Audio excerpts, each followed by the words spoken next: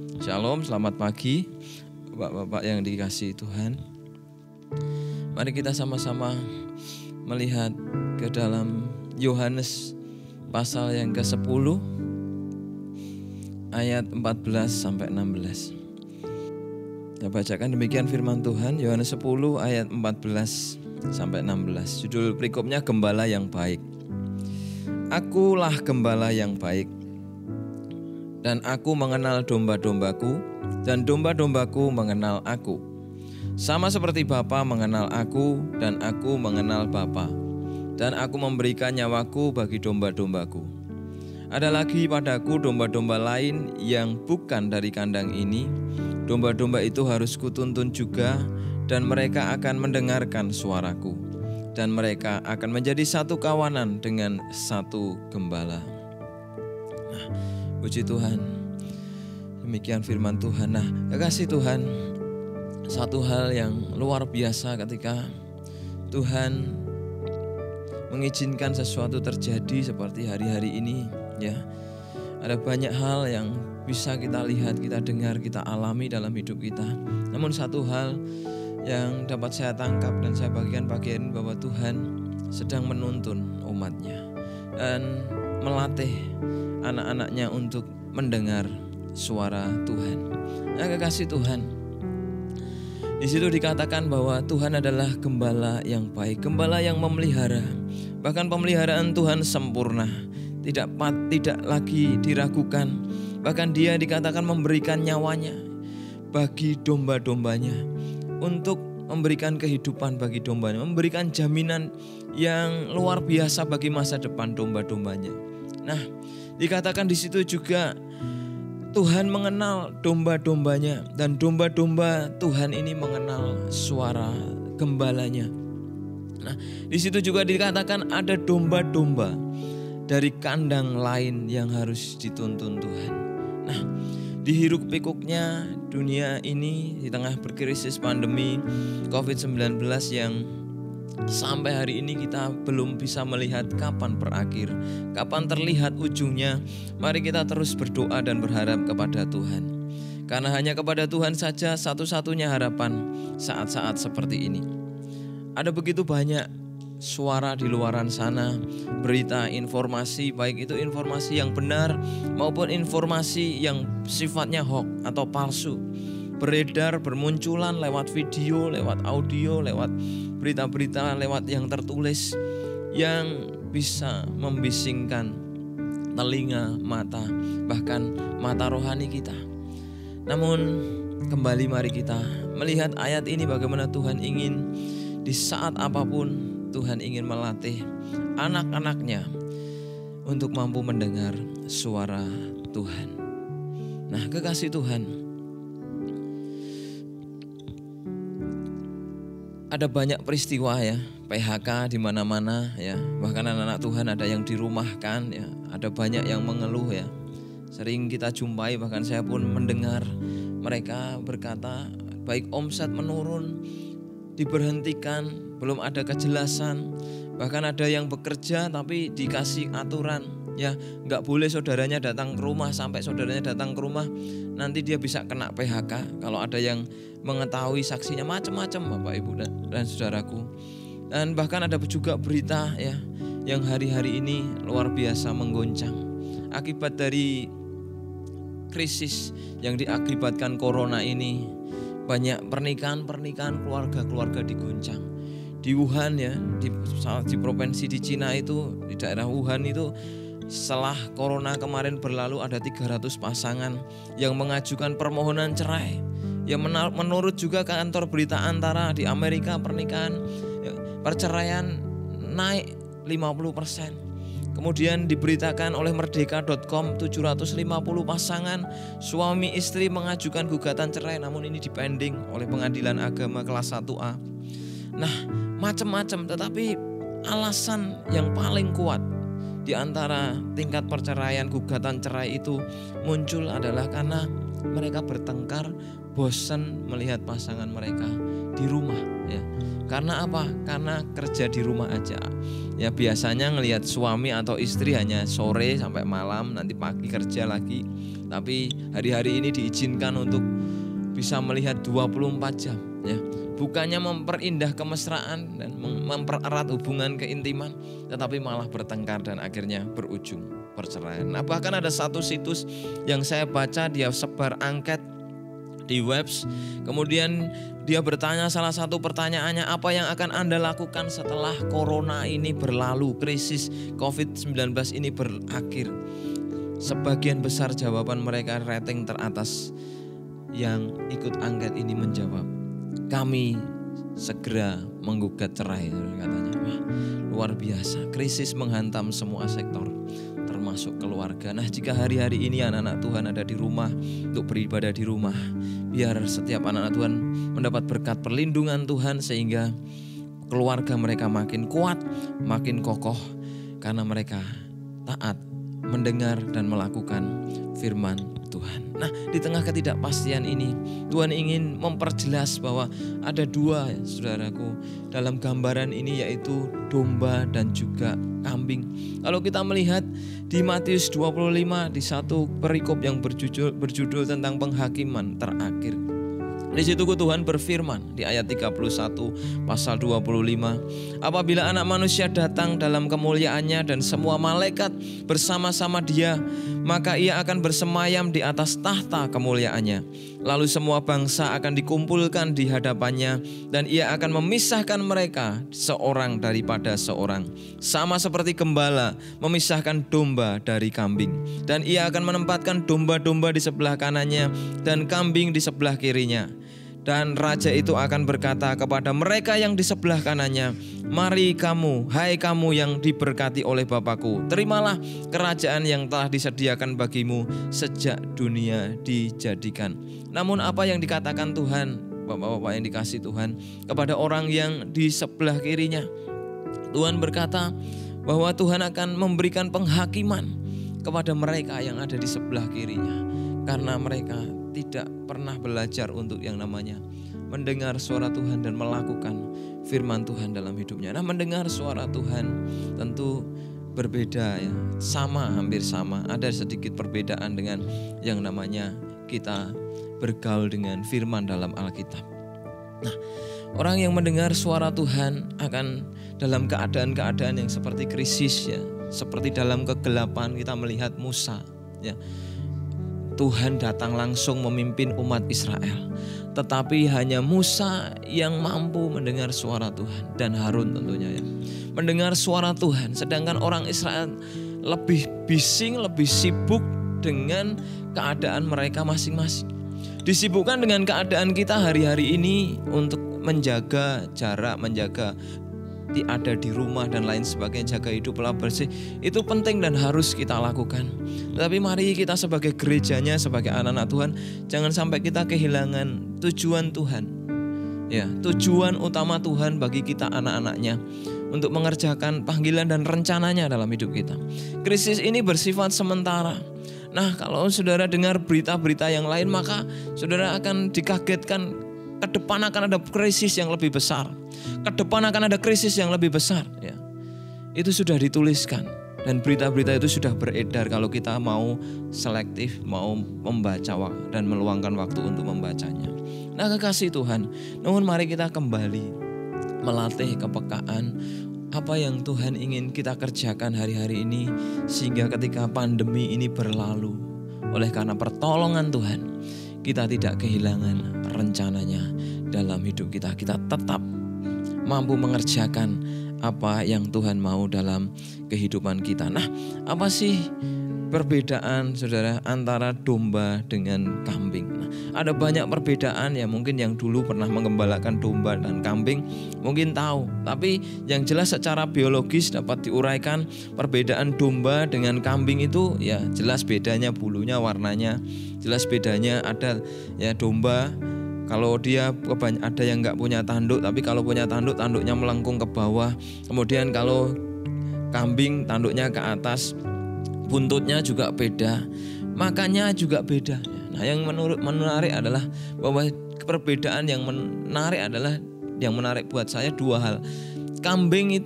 Domba itu bisa hanya makan rumput, saudara. Tetapi Domba itu hanya makan rumput, tetapi kambing itu makan dedaunan, ya, makan rambanan. Bahkan kadang saya lihat kambing itu makan kerdus, ya, makan gombal, sego pun, nasi pun dimakan kadang, saudara. Apa-apa doyan. Ya. Dan yang kedua adalah domba ini hanya mendengar suara gembalanya.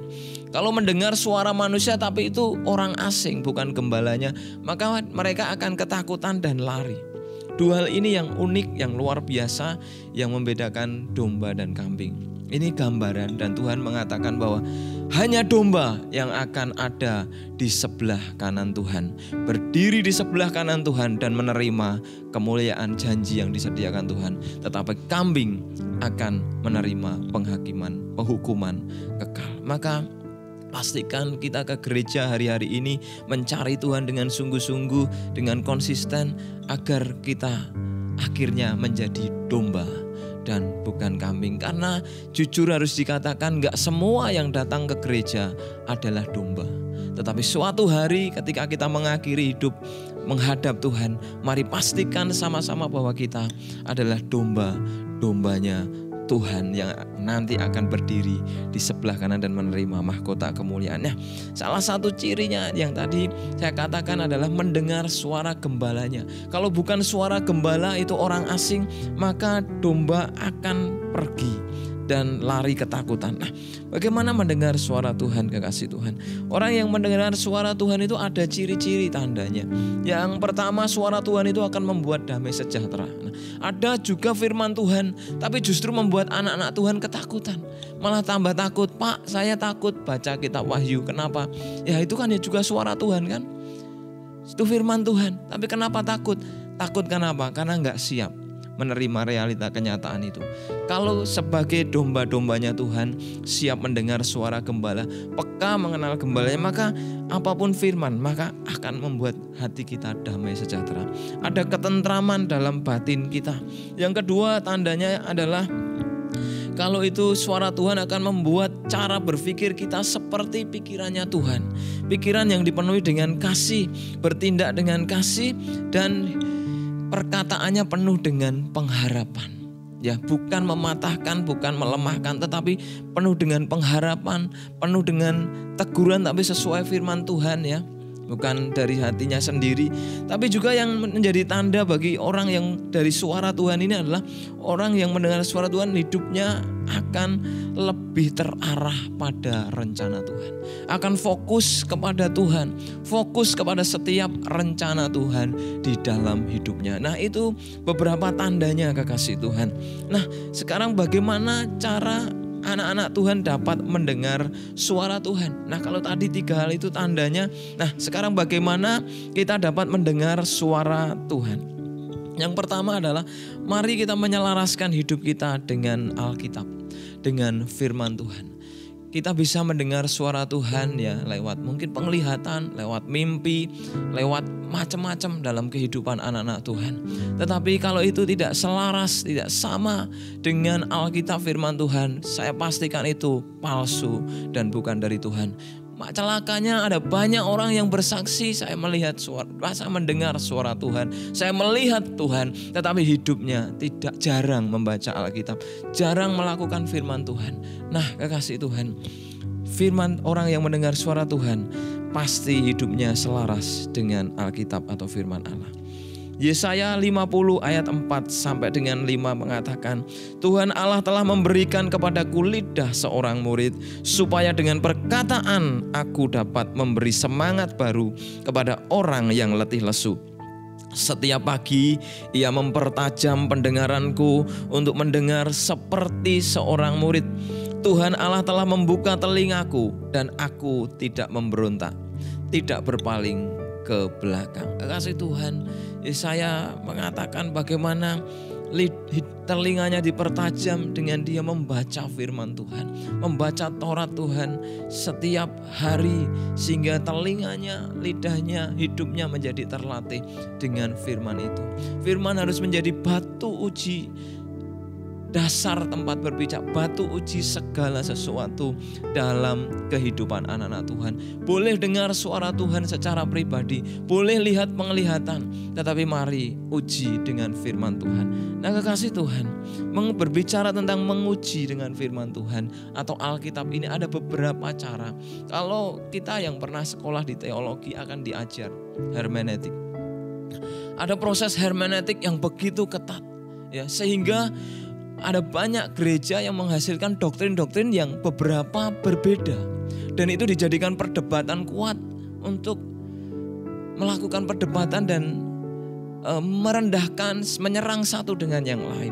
Tetapi mari kita melihat bahwa sekalipun ada proses hermeneutik yang kuat yang harus kita patuhi di dunia teologi, tetapi ada unsur yang utama yang tidak boleh kita lupa, bahwa mengizinkan Roh Kudus berbicara untuk memimpin dari proses hermeneutik itu. Ada banyak hal yang bisa menghalangi orang menafsirkan firman Tuhan. Nah, kekasih Tuhan, mari hari-hari ini waktu kita di rumah aja, ya, jam-jam kantor, ya, udah nggak ada, berkurang, ya, kecuali onlinean, ya. Kemudian sekolah yang di rumah aja, ya. Ibu-ibu rumah tangga juga mungkin makin sibuk, ya, di dalam pekerjaan rumah tangga. Tapi mari kesempatan untuk membiasakan melatih diri membaca Alkitab, membaca firman Tuhan. Kalau dulu ada yang berkata, ya, anak-anak muda berkata, "Mas, kapan saya baca? Saya bangunnya jam 4, tapi harus mempersiapkan buku ini dan itu. Baca firman hanya sedikit, ya. Itu udah pakai ngantuk-ngantuk. Kemudian saya harus kerjain tugas dan pagi harus bersiap-siap karena sekolah saya jauh, nanti pulang sore malam." Nah, hari ini ayo, ini kesempatan buat kita membiasakan diri, melatih diri untuk membaca firman. Sebelum nanti kita mampu dengar suara Tuhan di waktu-waktu tertentu, ternyata hidup kita belum terlatih membaca firman Tuhan setiap hari. Usahakan baca firman Tuhan urut dari Kejadian sampai Wahyu, sehingga kita bisa mengerti dari awal sampai akhir perjanjian lama, perjanjian baru, bagaimana rencana Tuhan digenapi waktu demi waktu sampai disempurnakan oleh Yesus Kristus sendiri. Mari hari-hari ini kita lebih banyak membaca Alkitab, tapi juga mari kita terus tingkatkan jam-jam doa kita. Nah, kekasih Tuhan, yang kedua, bagaimana orang bisa mendengar suara Tuhan. Nah, yang kedua adalah orang itu harus tetap tinggal tenang dan punya iman, percaya. Dia harus tetap tinggal tenang dan percaya. Kalau hatinya mudah gelisah, dikit-dikit ketakutan, dikit-dikit panik, dikit-dikit khawatir, dikit-dikit kurang, terus mikir panjang, akhirnya masuk angin, ya.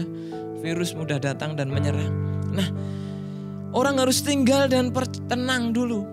Tenang di dalam hadirat Tuhan, percaya, sehingga kebisingan di luar sana, ya, akan dapat teratasi dengan ketenangan. Ketika Tuhan Yesus datang di tengah-tengah muridnya yang lagi ketakutan, waktu Tuhan bangkit dan mereka mengunci semua pintu, Tuhan berkata, "Damai sejahtera buat kamu sekalian." Dan Tuhan mengulang lagi, "Damai sejahtera buat kamu," dan Tuhan menghembusi mereka dengan Roh Kudus. Nah, ada Roh Kudus yang memberikan damai sejahtera, ketenangan di dalam hati kita.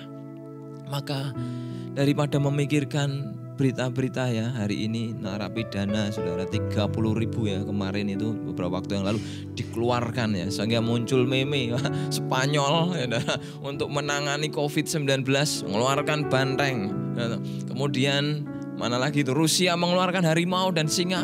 Indonesia lebih luar biasa mengeluarkan napi, saudara. Tapi ini hanya meme, saudara, ya. Hanya meme, ya. Hanya berita-berita lucu, ya. Ya.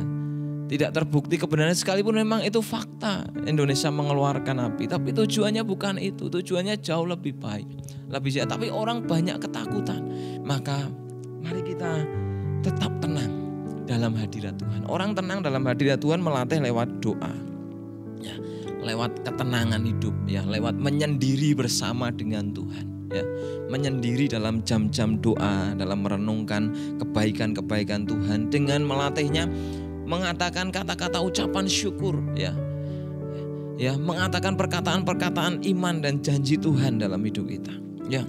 sehingga terbangun ketenangan di dalam hati. Elia adalah nabi Tuhan yang dipakai luar biasa.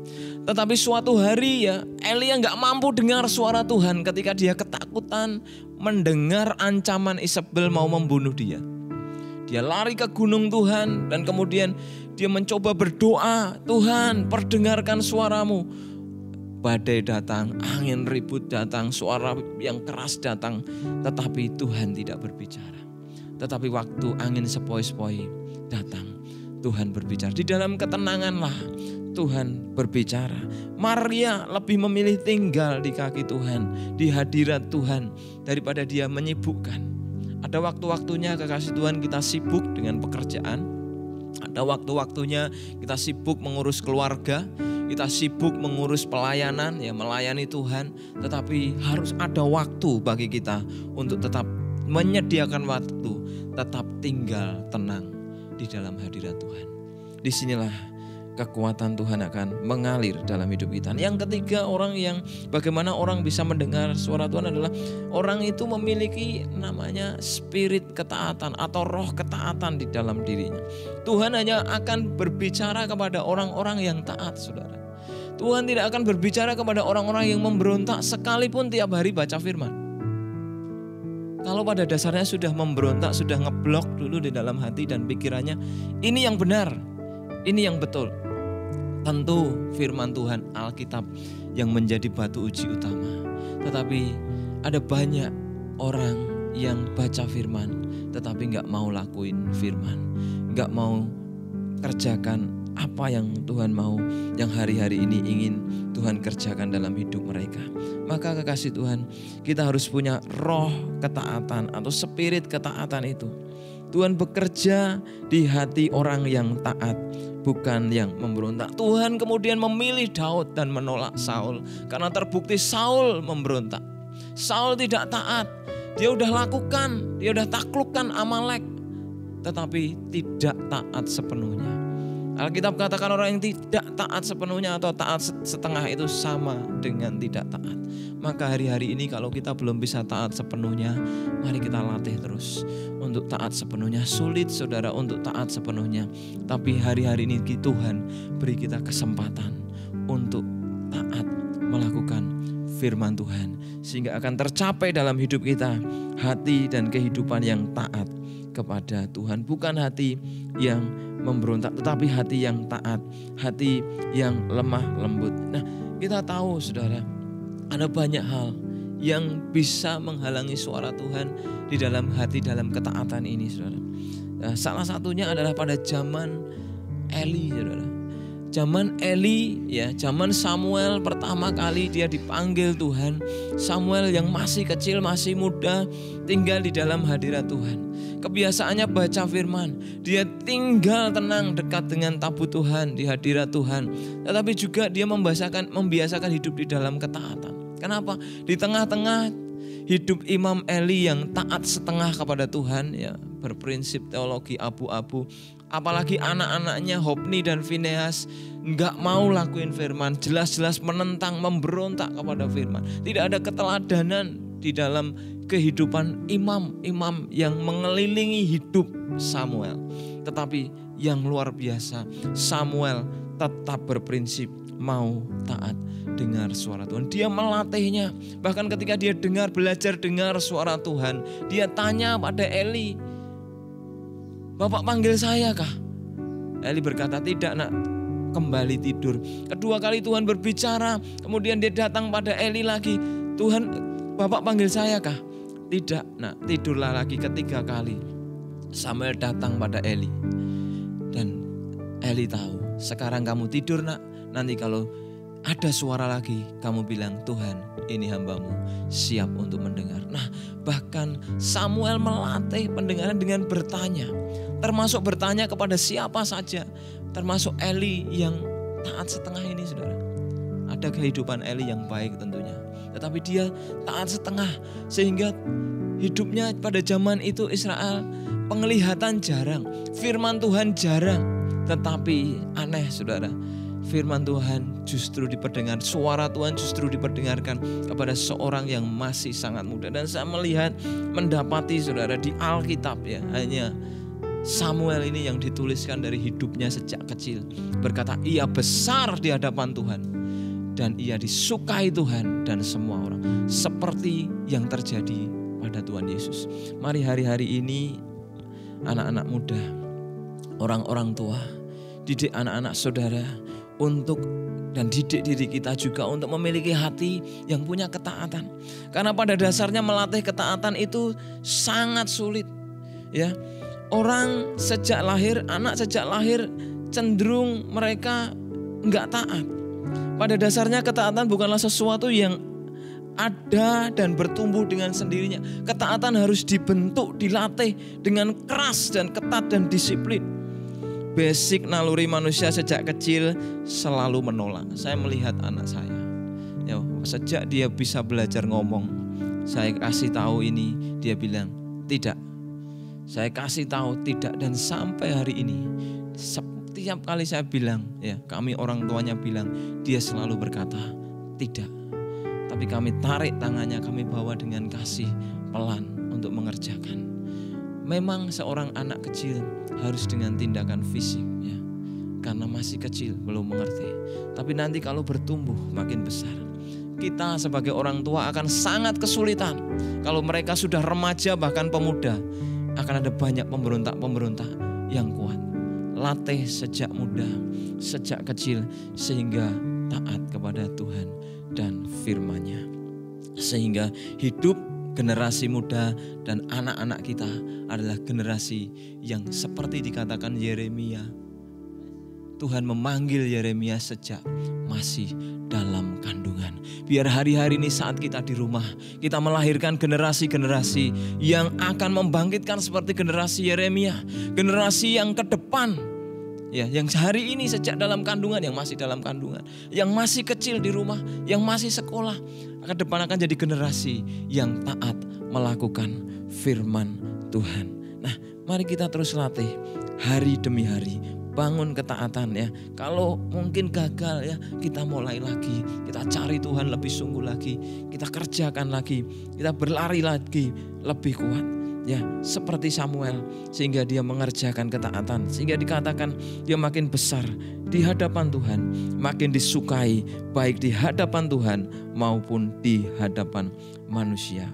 Firman Tuhan tidak dibiarkannya gugur, firman Tuhan dibiarkannya bertumbuh sekalipun di tengah-tengah kejahatan. Saudara, mari kita kerjakan dengan ketaatan visi Tuhan hari-hari ini, ya, di gereja kita, ya, sekalipun gak ada ibadah saudara, visi tetap berjalan, menyelamatkan jiwa tetap berjalan, memuridkan jiwa tetap berjalan. Lewat apa saja, mari kita bisa dikerjakan untuk jadi berkat, kerjakan sesuatu untuk bisa menjangkau dan memenangkan jiwa bagi kemuliaan nama Tuhan. Yang terakhir, orang yang mendengar suara Tuhan gimana caranya, yaitu mereka yang berani melangkah dengan iman, mengambil resiko. Nah, saudara yang dikasihi Tuhan, harus kita pahami seringkali suara Tuhan menuntut hidup kita untuk melakukan sesuatu yang berbeda, ya.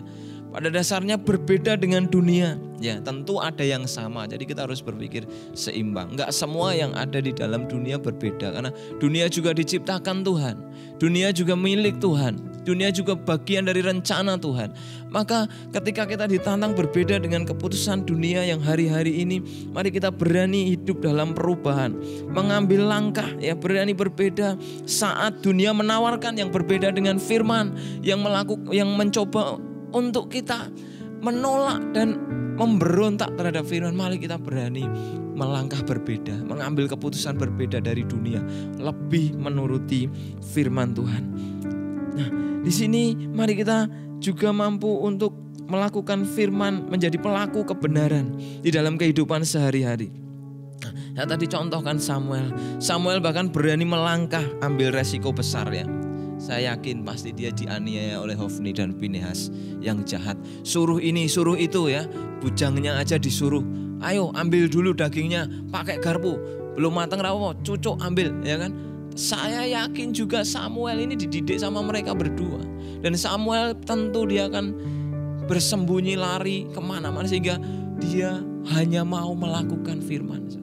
Dia mau mengambil resiko sekalipun mungkin saja bisa jadi, saudara. Ya, diancam Hofni Pinehas yang kelakuannya seperti itu. Tetapi Samuel memilih melakukan kehendak Tuhan, apapun resikonya dan bayar harga.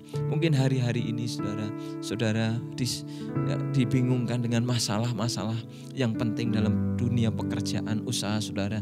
Saudara harus jujur, tetapi jujur tambah maut, tambah acur. Mari tetap pilih firman Tuhan. Firman Tuhan itu kekal. Hari ini mungkin krisis, besok krisis berlalu, saudara dapat diberkati Tuhan lebih lagi. Karena saudara tetap bertahan dan lebih memilih melakukan seperti firman Tuhan. Nah, mari kita lihat ayat yang terakhir di dalam Ibrani 12 ayat 1 dan 2 untuk menutup firman Tuhan ini. Ibrani 12 ayat 1 dan 2, judulnya nasihat supaya bertekun dalam iman. Ya, karena kita mempunyai banyak saksi bagaikan awan, ya, dan yang mengelilingi kita, marilah kita menanggalkan semua beban dan dosa yang begitu merintangi kita, dan berlomba dengan tekun dalam perlombaan yang diwajibkan bagi kita. Ayat 2, marilah kita melakukannya dengan mata yang tertuju kepada Yesus, yang memimpin kita dalam iman, dan yang membawa iman kita itu kepada kesempurnaan, yang dengan mengabaikan kehinaan tekun memikul salib ganti sukacita yang disediakan bagi Dia yang sekarang duduk di sebelah kanan tahta Allah. Saudara, mari kita fokus pada Tuhan. Belajar mendengar suaranya. Latih hari-hari ini ya. Di saat krisis nanti, saya percaya anak-anak Tuhan akan diberkati. Anak-anak Tuhan akan mengalami kemenangan yang luar biasa. Karena Tuhan menyertai kita, tidak pernah meninggalkan kita. Namun biar hari-hari ini di tengah krisis dan hiruk pikuknya, bisingnya suara-suara dan informasi dunia, mari kita belajar peka mendengar suara Tuhan bagi hidup kita, bagi keluarga kita, bagi pekerjaan kita, bagi pelayanan kita, bagi anak-anak kita, bagi apapun, sehingga kita tidak kehilangan suara Tuhan dan melewatkan kesempatan yang sangat berharga untuk mewujudkan rencana Tuhan yang indah dalam kehidupan kita. Mari selaraskan hidup kita dengan Alkitab firman Tuhan. Mari kita tinggal tenang dan percaya dalam hadirat-Nya. Mari kita terus yang namanya berani melangkah di dalam iman dan juga melatih hati atau roh ketaatan di dalam hidup kita. Maka kita akan menuai janji-janji Tuhan jika kita tetap setia, konsisten, dan tidak menjadi lemah, tetapi tetap kuat. Kita akan terima janji itu dengan luar biasa karena ada Allah Ebenezer yang tidak meninggalkan kita. Kiranya Tuhan memberkati kita di tengah-tengah krisis pandemi ini. Haleluya.